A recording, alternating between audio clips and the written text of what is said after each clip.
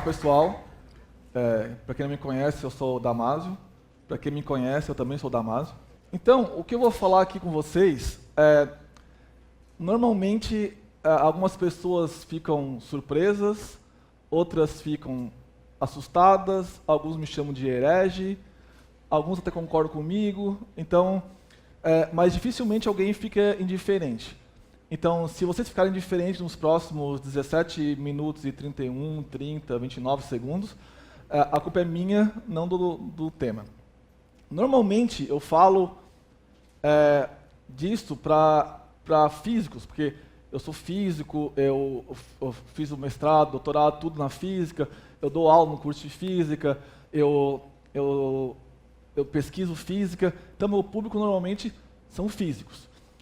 Tem uns químicos de vez em quando, os biólogos. Teve uma vez que eu fiquei bem animado, que o auditório estava lotado, tipo hoje, assim, eu achei, vou ter um público. Mas eram os calouros da educação física, que é raro auditório.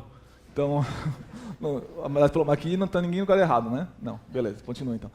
Então, o pessoal fica meio brabo, assim. Então, não gosta do que eu vou falar, porque desconstrói aquilo que eles têm mais carinho, que é a ciência, ou pelo menos uma visão de ciência.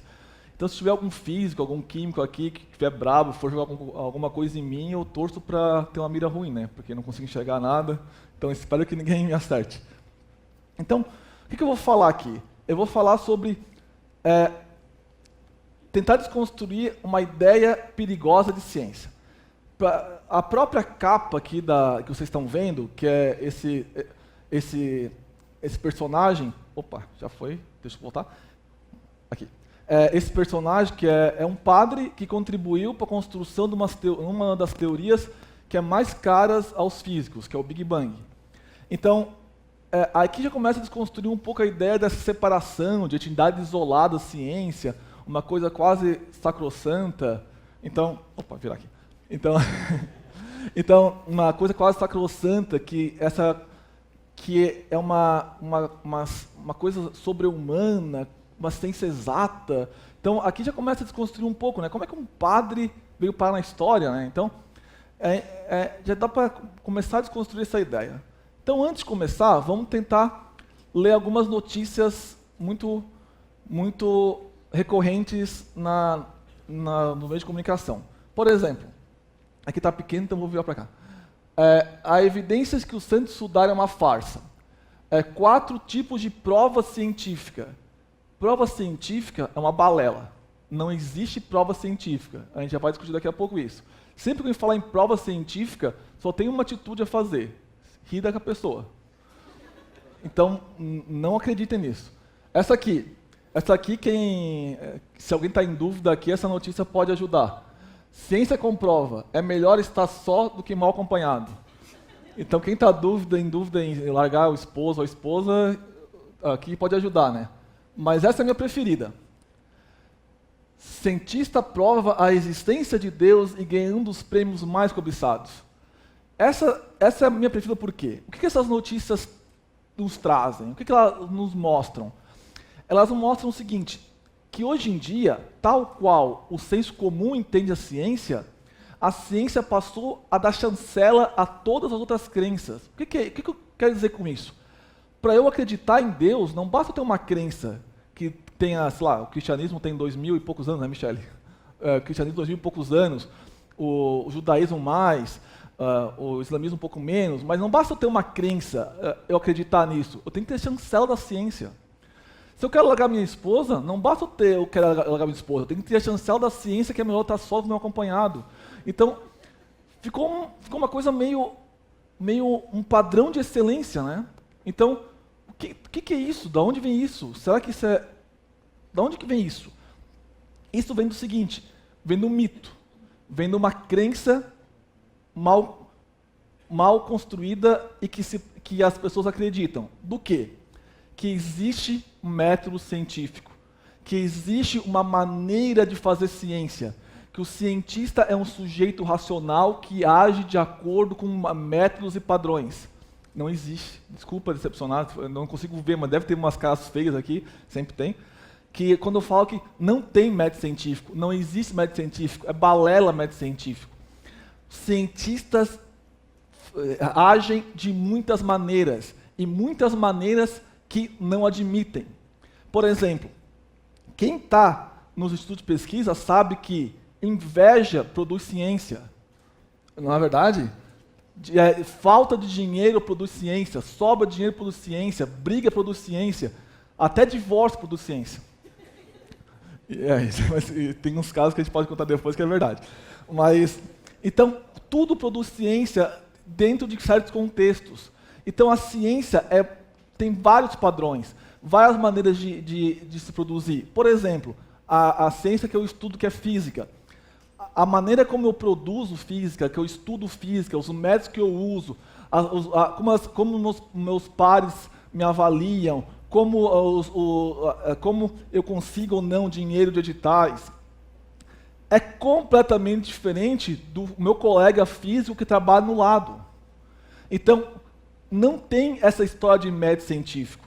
Esse método científico, ele constrói o quê? Uma base sobre-humana, quase uma aura para a ciência. Porque se a pessoa age com método científico, age de maneira racional, ela está acima da humanidade. Ela está fazendo uma coisa, atenção à palavra, exata. É uma ciência exata. Então, eu não sou humano, eu sou exato. Eu sou físico. É essa a ideia que está passando por trás.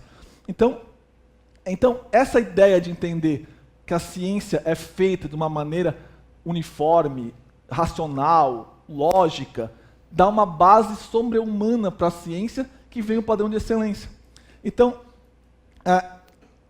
essa base sobre-humana, então, que é exata, é uma maneira segura de produzir conhecimento. Se é uma maneira segura de produzir conhecimento, eu posso me separar da minha mulher, porque a ciência diz que é melhor estar só. Eu posso acreditar em Deus, porque provar a existência de Deus. Eu não preciso de outras coisas. Só que, muito cuidado aqui. Essa é uma maneira de ver ciência. É uma maneira de ver ciência que é muito comum no senso comum. Está presente no Fantástico, está presente no Globo Repórter, está presente no Discovery. Talvez os dois maiores... Opa, foi biquíni coletivo aqui. Então tá, mas... vamos esquecer aqui. Então, voltou? Não. Deixa eu esquecer. Então, não precisa mais. Então, voltou. Então, essa maneira de ver ciência é a maneira que está presente no senso comum. Os dois maiores divulgadores de ciência que a gente tem hoje em dia no mundo, que é o Neil Tyson e o Richard Dawkins, eles propagam essa visão de ciência. Essa visão de ciência é propagada também por o maior divulgador científico brasileiro, que é o Marcelo Gleiser, que tinha um programa fantástico. Então, essa maneira é uma maneira muito comum de se enxergar. Só que é uma maneira de ver ciência que a gente chama de maneira racionalista de ver ciência. Essa maneira racionalista, ela diminui a grande complexidade e a grande beleza do fazer ciência. Ela tenta separar a ciência das pessoas. É como se o cientista fosse o cientista, ele não é uma pessoa comum. Só que isso nos leva a perguntar, então, o que é ciência? E o que tem de tão formidável a respeito da ciência?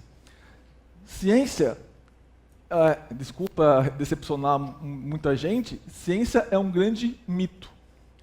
Por que é um grande mito? Se não tem método científico, não tem nada em comum nas diversas ciências.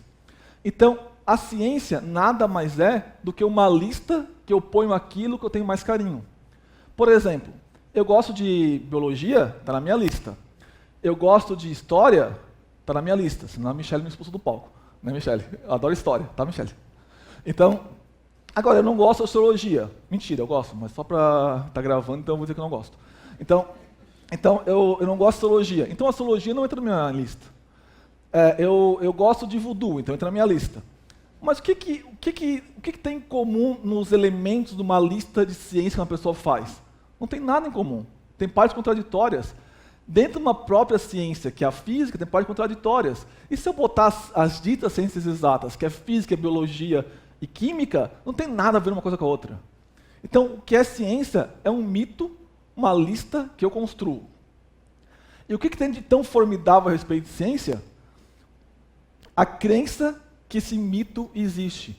A crença que esse mito é produzido assim. Então, quando eu falo um produto científico é assim, eu estou dizendo assim, é produto científico porque ele foi produzido pelo método científico. Agora, muito importante, uma questão que é preciso refletir é a seguinte: qualquer dito produto científico não é produto só da ciência. Por exemplo, o computador não foi produzido só pelas ditas ciências, tem influência de todo o conhecimento humano aqui. Tem influência da história, tem influência da geografia, influência do voodoo, influência... Então, todos os níveis de conhecimento contribuem para o produto que alguns chamam de produto científico.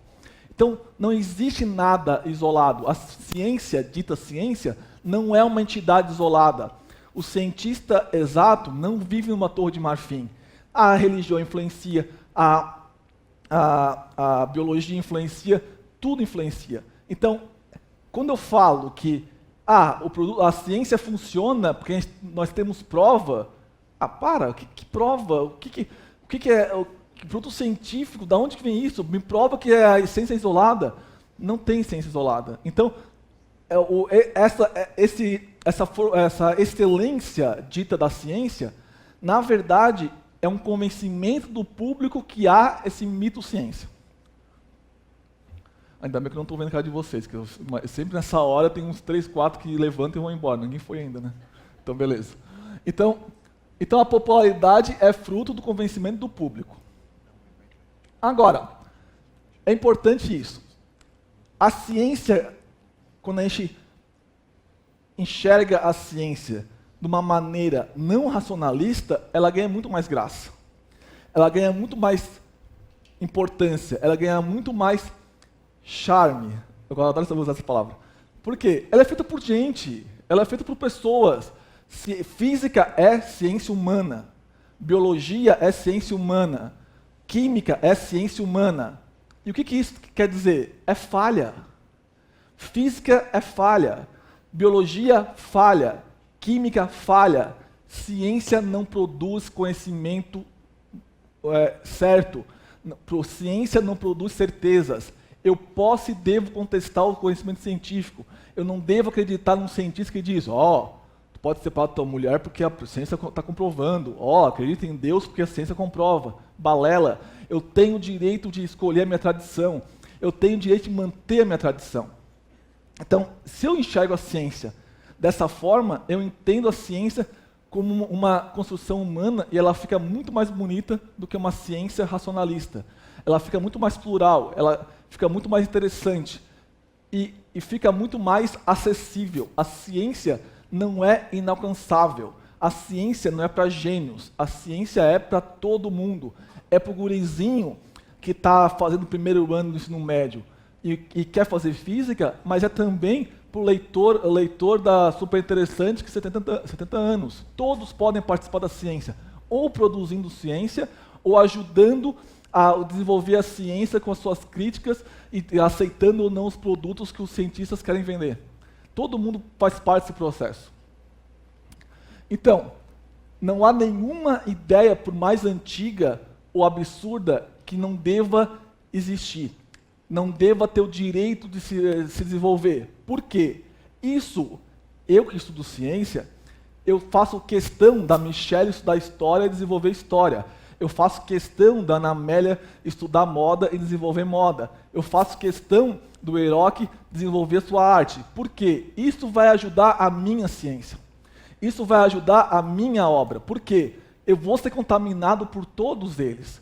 Se todas as tradições culturais tiverem o direito de se desenvolver, eu vou estar dando um tiro dentro. Por quê? Eu vou estar ajudando o conhecimento humano a se desenvolver e tudo isso vai ajudar a minha própria obra.